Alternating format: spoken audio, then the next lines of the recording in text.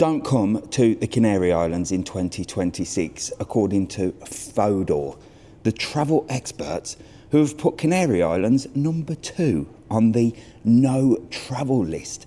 Who are Fodor? Well, they're one of the oldest travel sites going. Think left-wing snowflake snobs that prefer to go to yurts and boutique hotels and yoga retreats rather than just go on holiday and then tell you you're wrong for wanting a little break in the sun. They're all part of that group that have decided they know best. What's good for them is good for you, and that you shouldn't be travelling to certain destinations. And Canary Islands has made it on the list. Let me tell you all about it.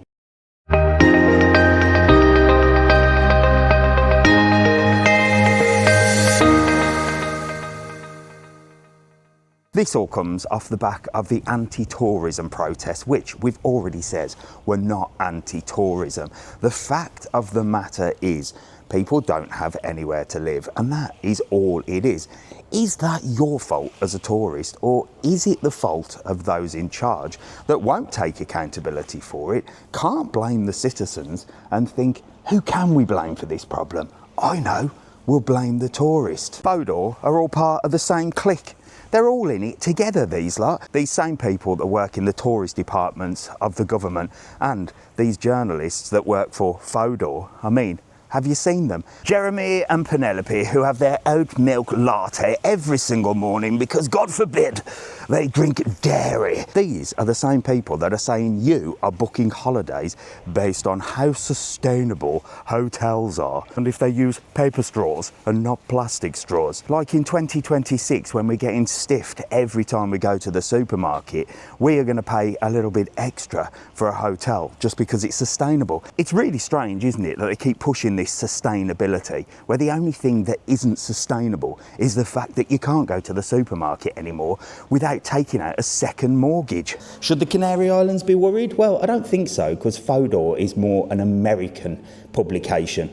And the last thing anybody wants on holiday is a load of American tourists at breakfast, do we? I mean, absolutely nobody wants to be sat around a pool with Walter and Margaret from Michigan. Hey, anybody been to the Tim Fire National Park? We might be heading up to Tahiti later if anybody wants to join us. Walter's hired an SUV. We can get a few in the back if you'd like to come and join us for tapas a little bit later on. And if all goes well, who knows? We might even invite you back to our room. No thanks, Margaret.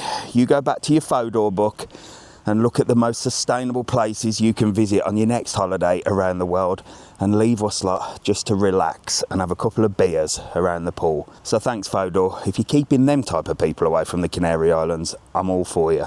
The big problem with these travel elites and these people that are pushing this sustainability is that they travel first class and they take more flights a year than you do. I mean, a 4-hour flight from the UK or Ireland over to the Canary Islands, but they're doing 5 or 6 trips a year, first class. I mean, whose carbon footprint is bigger? But it's you lot that they all preach to, and this goes to those in charge as well. They really do make condescending publicity, telling you what you should and shouldn't do, while they all sit there in government buildings making stupid decisions and deciding where they can waste the tax money that we pay. The thing about the Canary Islands is you've got a little bit of everything. Now, I'm all for protecting natural places like Timofaya National Park, Mount Tahiti, Roque Nublo.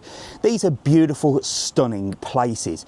So the over-tourism really is in the resorts. But surely that is what the Canary Islands is all about.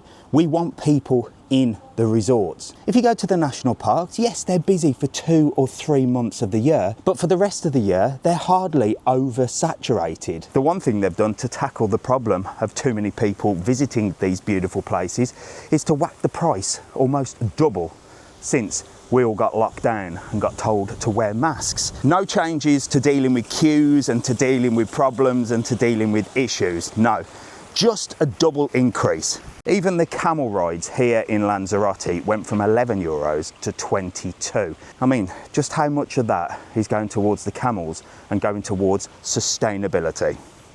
Not a lot, I would say. Now, if you've been following along, you'll know that I recently went to London to meet these travel elites and these travel experts and to ask if there's any way I could come to their destination and show people just what it's like. Do you know what? They weren't interested in an overweight fat brummie from Birmingham. No, they wanted the Fodor lot. And now look, these yuppie journalists are sitting there on their iPads and on their iPhones whilst picking the microgreens that they've been growing on their window ledge, sipping on some strange green concoction and writing about your destinations and saying they're a no-go area. So I am setting up Truth Travel, where we tell you the truth about travel and everything that's going on. I'll tell you about that in a minute while we walk this way. Sorry, I was just being a travel influencer there. So what is Truth Travel? Well, this is my attempt to change the travel industry. They're all selling this magical, wonderful idea that travelling is just marvellous.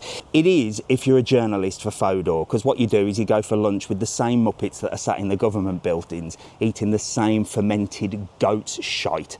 And you say, I'd like to come and write a report about your destination. We're from Fodor, you know. Yes, oldest travel site in the world. Me, Jeremy, Penelope, we would like to come over. And while they sit there shoveling in couscous with a wooden spoon and drinking the finest wine, all on your money, well, they say, yes, come over, it's free. We'll pay for your first class flight. We'll put you up in one of the best hotels. We'll give you everything that you need. Do not worry, Fodor, we have got your back. It's all of them, the whole lot of them.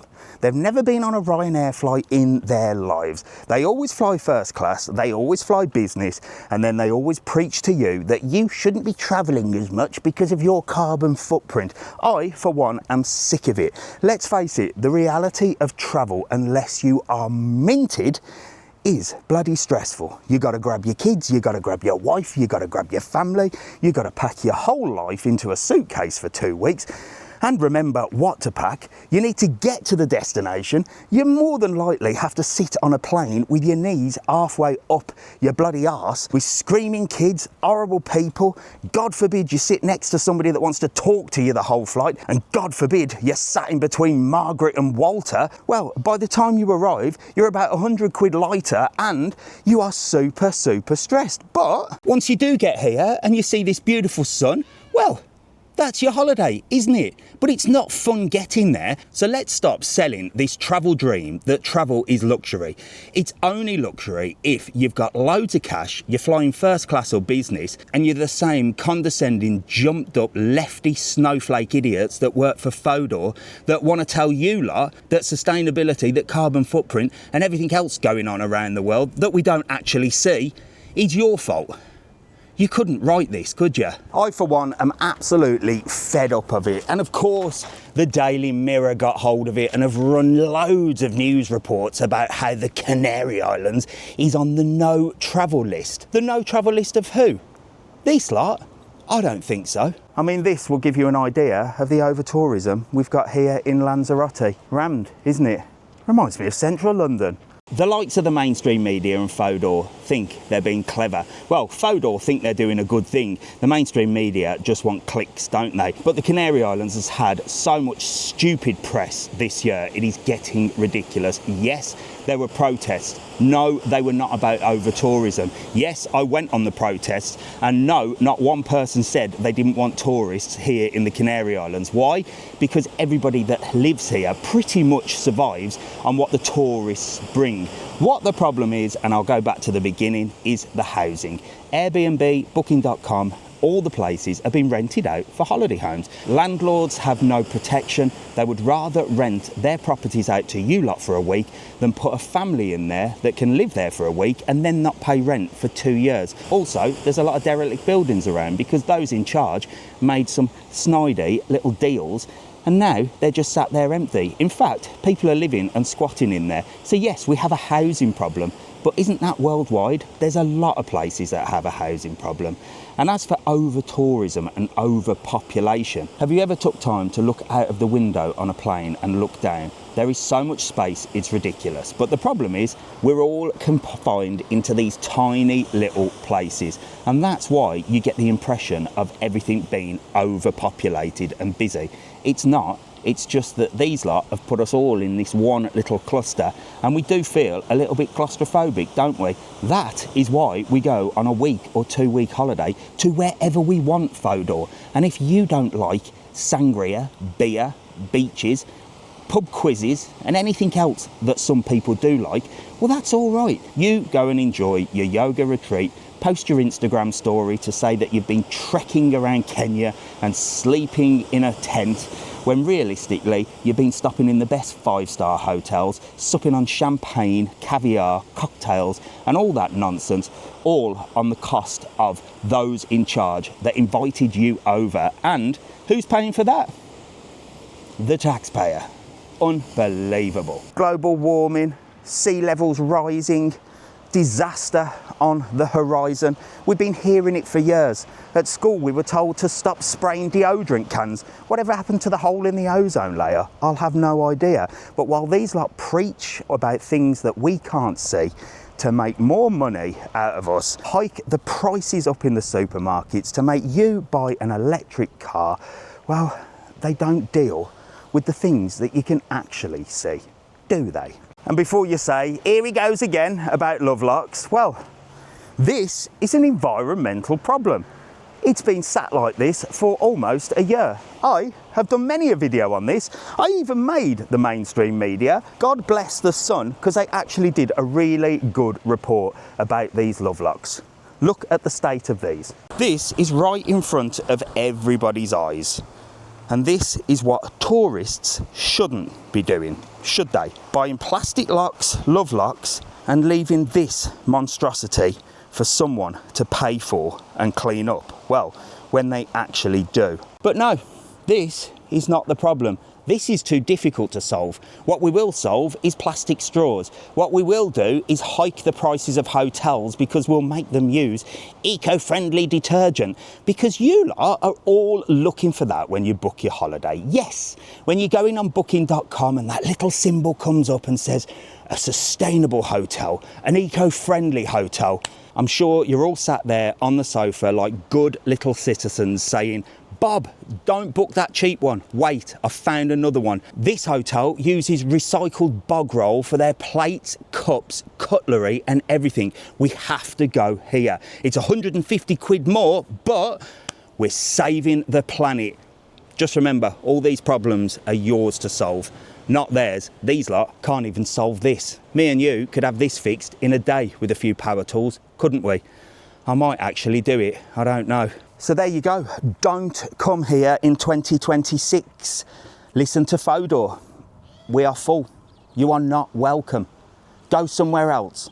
Go where they go. Or, as I know you will, just ignore them. Just ignore the mainstream media and go wherever you want to go on holiday.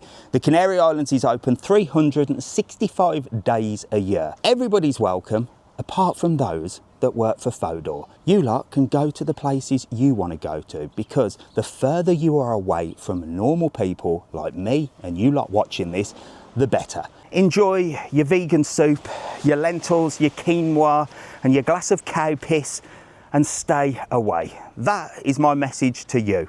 That's the Mr. Travel On 2026 no travel list. No snowflakes, no muppets, no eco warriors and no condescending people like you lot. You're not welcome. Don't come. So from me, Mr. Travel On, there's just enough time to get that Insta style travel photo and travel video that you all like. And remember, your 4-hour flight over to the Canary Islands has caused a massive impact on the environment. Be responsible tourists. Even if it costs you a few more pounds, it's worth it to save the planet. Now I'm off to book my 10th holiday of the year, where I'll be traveling first class, and my flight, well, it'll probably be more than 4 hours. But I made a £5 deposit this morning into saving trees in Peru. Happy holidays. Make sure to like, follow and subscribe, and read my latest piece that I wrote for Fodor on travel, sustainability and how you can save this wonderful planet. I'll see you in the next one. Unbelievable.